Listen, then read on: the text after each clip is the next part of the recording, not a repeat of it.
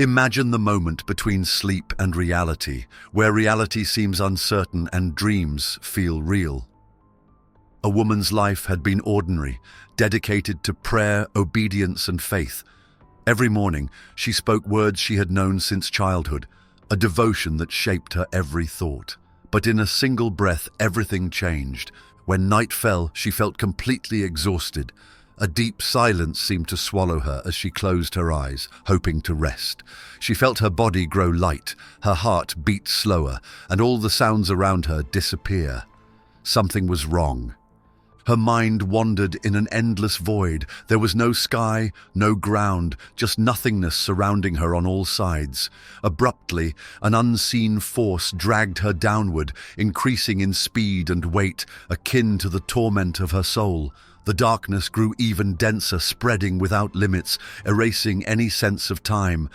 At first, it was just a gentle heat, barely noticeable. However, it quickly intensified, transforming into a suffocating, burning sensation, as though flames were engulfing her. The air grew thick with the stench of burning flesh, sulfur, and decay. Then the silence broke. Screams of pain and despair echoed from all sides, incessant and terrifying. Her feet touched solid ground, but it wasn't earth. It was rough and sharp, burning through her soles. The ground trembled as if something enormous lurked beneath, something alive. The heat clawed at her throat, making every breath feel like swallowing embers. Shadows moved in the distance, shifting like restless spirits, their outlines twisted and grotesque. Then, faces appeared. At first, their faces appeared distorted, agonized, and unrecognizable. Their eyes were hollow, mouths frozen in silent screams, bodies writhing in endless suffering. Each soul burned, but they never turned to ash. Their torment was eternal, an existence of unimaginable pain. This was not a dream. This was real. The woman's pulse pounded in her ears. She tried to move, but her limbs felt leaden, trapped by an invisible force. The darkness around her pulsed, alive with an unnatural energy, pressing in like a living entity. Then, through the suffocating heat and deafening cries, one figure stepped forward. The flames parted around him, revealing a face she knew. She had honored, followed, and worshipped this face. But now, that face twisted in pain, its eyes filled with something she had never imagined. Fear. Muhammad stood before her, engulfed in fire. His robes had turned to charred remnants, his skin blackened and cracked. Flames wrapped around him like chains, pulling him deeper into the pit. He reached out, not in anger, not in authority, but in desperation. The woman's heart pounded violently. This could not be. This was a mistake. Prophet Muhammad should be in paradise. The expectation was for him to find honor and exaltation among the righteous. But here he was, in agony, in torment, in a place meant for the condemned. Someone had deceived him. Everything he had believed, everything he had preached, it was wrong. His teachings had led millions down a path that only ended in darkness. They had hidden the truth and twisted it into something it never should have been. The realization struck like lightning. The faith she had lived by, the prayers she had uttered, the words she had cherished, none of it had saved him. And it wouldn't save her either. The shadows around them grew darker, the ground trembled harder, and the heat intensified. The fire consuming Muhammad flared violently, dragging him further into the abyss. His outstretched hand fell, his face twisted in agony as he vanished beneath the flames. The cries of the damned grew louder, the void swallowing his final silent scream. Terror wrapped around the woman's heart. She had to escape, but there was no way out. Then everything stopped. Remember to join our community by subscribing to this channel. The fire, the screams, and the darkness abruptly ceased, as if time had stopped. Then a new presence appeared, one that neither burned nor destroyed. The air changed, filled with something pure, something she had never felt before. The weight of torment disappeared, replaced by a brightness so intense that it dissolved all shadows. Light. The light was blinding, brilliant, and holy. It shone through the darkness like a sword, cutting through every lie, every deception, every falsehood. And from within that light, a figure stepped forward. There was a presence that was stronger than death and more powerful than fear itself. Jesus. He remained unbound and unconsumed. The flames recoiled from him, as if terrified of his very existence. The moment his gaze met hers, every lie she had ever believed shattered. The truth was undeniable. He had been waiting. Her entire life she had sought answers, had prayed for guidance, had searched for the way. And now, standing before the only one who held that truth, she saw it clearly. There had never been another path.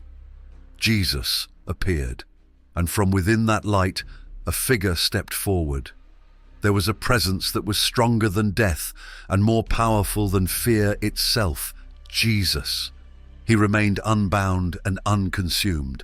The flames recoiled from him, as if terrified of his very existence. The moment his gaze met hers, every lie she had ever believed shattered. The truth was undeniable. He had been waiting. Her entire life she had sought answers, had prayed for guidance, had searched for the way. And now, standing before the only one who held that truth, she saw it clearly. There had never been another path. Jesus spoke, and his voice was unlike anything she had ever heard. His presence alone shattered every remaining lie. The fire that had consumed this realm shrank away from him.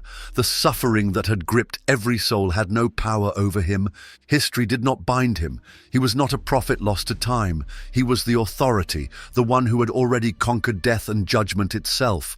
For the first time, she understood what true justice looked like. She could not find it in religious rituals or in forced submission. It was not in the laws she had followed so faithfully, nor in the figures she had revered. Justice was standing before her, and he had come to reveal the truth. The system had not condemned her. She had not been a victim of injustice. She had simply followed the wrong path. For the first time since she had arrived in this place, she felt something other than fear. She felt mercy. Unlike Muhammad and the others, she was not meant to remain here. She had been allowed to see the truth, not to suffer, but to warn. The presence of Jesus was not one of condemnation, but of redemption. Jesus had revealed to her the fate of those who could not see past deception. They were now sending her back. She was no longer the person she had been in life.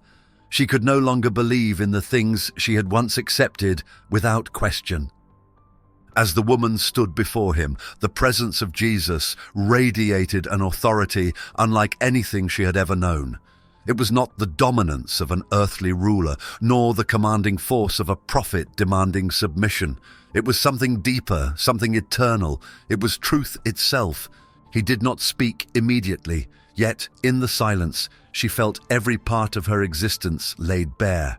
She could not conceal any secrets here, nor could any excuses withstand his presence. He saw it all, her life, her devotion, her struggles, her doubts. And still, there was no anger in his eyes, no wrath, only sorrow. Then he spoke. His voice was not like fire, nor was it like thunder. It carried no weight of burden, only the clarity of something absolute. Each word felt as though it was written into the very core of her soul, exposing everything she had never dared to question. "You were searching for me," he said, "but you did not know it." A tremor ran through her spirit. She had spent her entire life seeking truth, believing she had already found it. But he saw beyond the surface. He saw what even she had refused to acknowledge. You longed for peace, but you were never at peace. You feared judgment, but no sacrifice was ever enough. You carried the weight of rules and obligations, hoping to earn what could only be given. She had never spoken these thoughts out loud. She had never acknowledged the uncertainty that had been gnawing at the edges of her faith. Yet here, in this place, there was no need for words. He knew. "The laws you followed were not from my Father," he continued. "They were given by men. Men created them for control, not for salvation." A deep ache grew in her chest. The foundation of everything she had believed was crumbling before her. She thought of the teachings she had followed without question. The rules had governed every moment of her life, the warnings of wrath, the promise that only through strict obedience could she hope to be found worthy. And now, standing before the one who held the keys to eternity, she realized that none of it had ever mattered. "I never asked for your suffering," Jesus said. "I never demanded your fear. I came so that you would know love." The words struck deeper than any pain she had ever known. She had been taught that love was conditional, that acceptance had to be earned, that God's favor was something to be won through hardship. But here, in the presence of Christ, she felt something she had never known before, undeniable, unconditional grace. He told her, "You never meant to be a servant of laws. You were meant to be a child of God." She fell to her knees, overwhelmed. There was no condemnation in his gaze, only understanding. She looked into his face, seeing what she had never understood before. He was not just a prophet. He was not merely a messenger. He was the answer. "I am the way, the truth, and the life," he said. "No one comes to the Father except through me." Her entire being trembled. The words were final, absolute. They left no room for debate, no room for alternate paths. She had spent her entire life believing there were many ways to God. But now, standing before the one who held eternity in his hands, she knew there was only one. And she had spent her life walking in the wrong direction.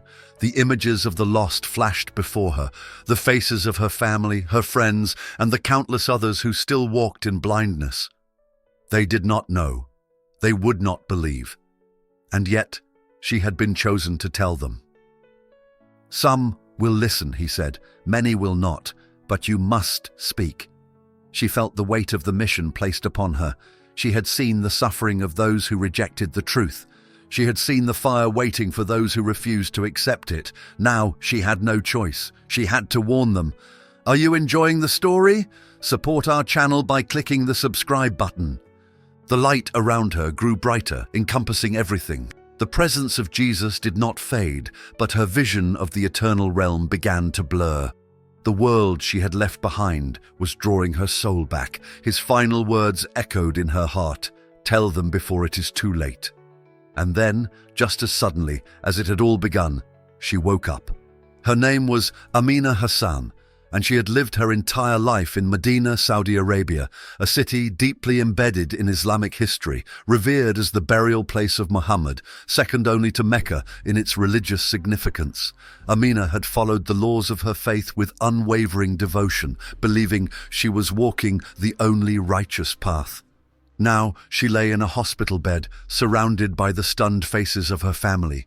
They had been praying over her body, believing she had passed into eternity, yet here she was, alive, awake, and changed forever. Amina had been in a coma for 3 days. The doctors had declared there was little hope for her survival. Her heartbeat had faded to almost nothing, and her breathing had been shallow, barely detectable.